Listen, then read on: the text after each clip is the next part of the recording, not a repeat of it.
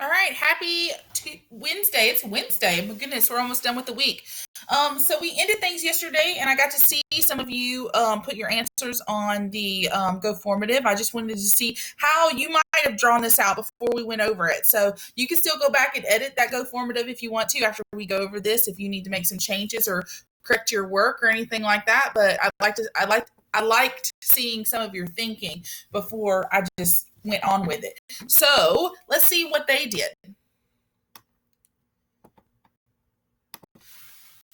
So I saw everybody just about put their x square. Okay, so this one was different just because this was a negative number, and so you had to use negatives and positives to make it balance out to be -4. They kind of had to cancel each other out.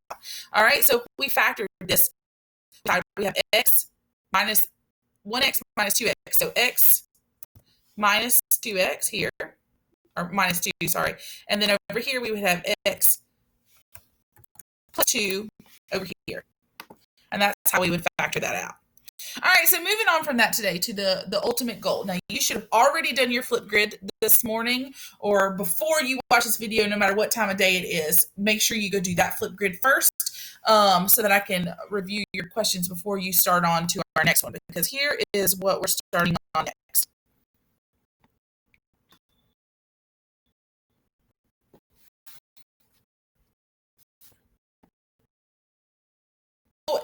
It says now that you've seen how to use an area model to factor trinomials. Sometimes you will have more than one way to create a model.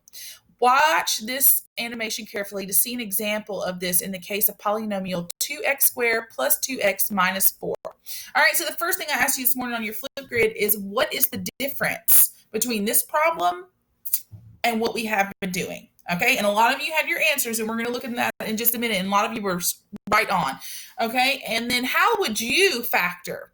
All right, so this problem, we were working like 3 different ways here, and there are multiple different answers. So you could have been on right, it's still not what they show right here. So let's see what happens. So the first way that they're going to do this,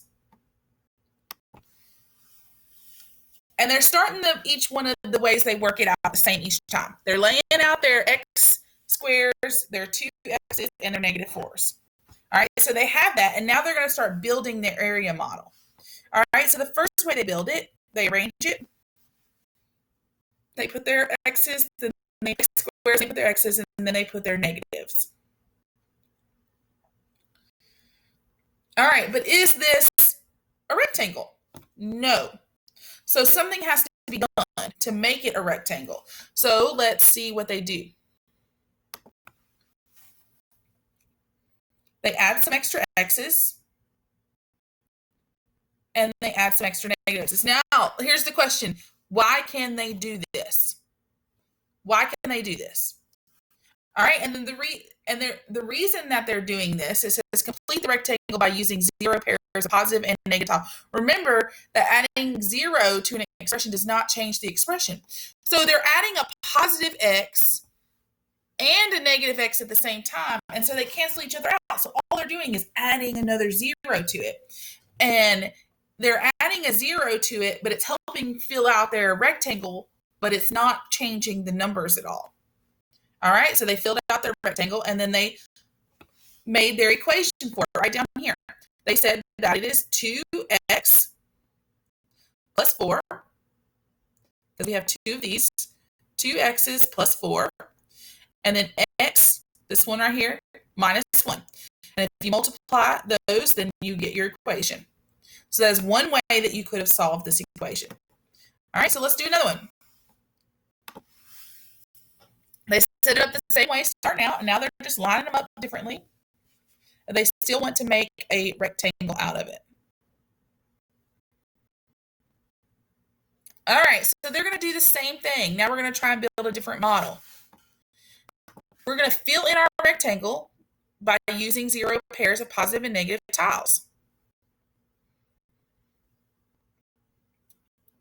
And now they have a new equation.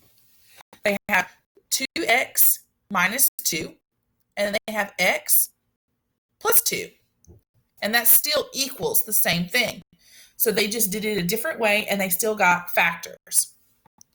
All right, now, can you build still another model of 2x squared plus 2x minus 4?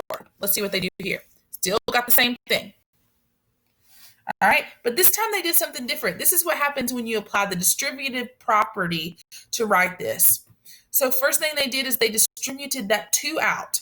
They decided, well, let's just take that 2 out and make it easier on us because we know how to work the other ones. And there was a 2 in everything.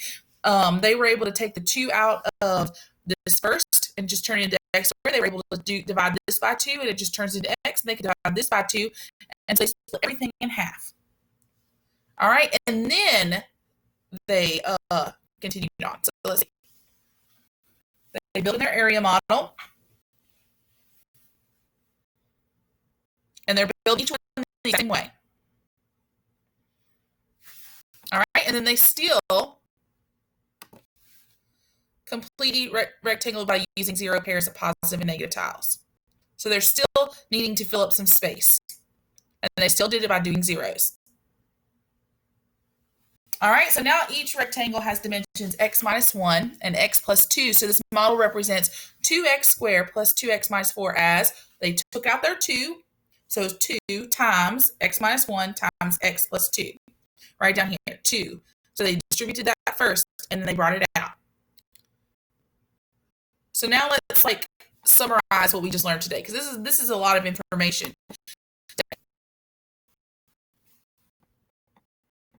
All right, so let's check this out. It says when you can make more than one model, you know that each term has a common numeric factor other than 1. When this is true, you can create a model for the polynomial by building multiple copies of the same area of a rectangle. When you are factoring expression, you should first apply the distributive property to rewrite that expression as a product of a largest common factor and another polynomial. Then try to factor out the reduced polynomial. All right, so the first step that you should do is you should try to find a common factor and set it up as a distribution first before you try to factorize and make your area models. So we're going to, we have live meetings today. It's Wednesday, and we have live meetings today at 2:10. So if you have any questions, make sure that you are answering your questions on your Go Formative. Answering those 2 questions, it says, why can 0 pairs of positive and negative tiles be used to complete this rectangle that we just went over? Why can we use 0 tiles? And then what is the first thing you should do when factoring an expression? All right, I want clear and I want good definitions for what we're doing since we went over it together.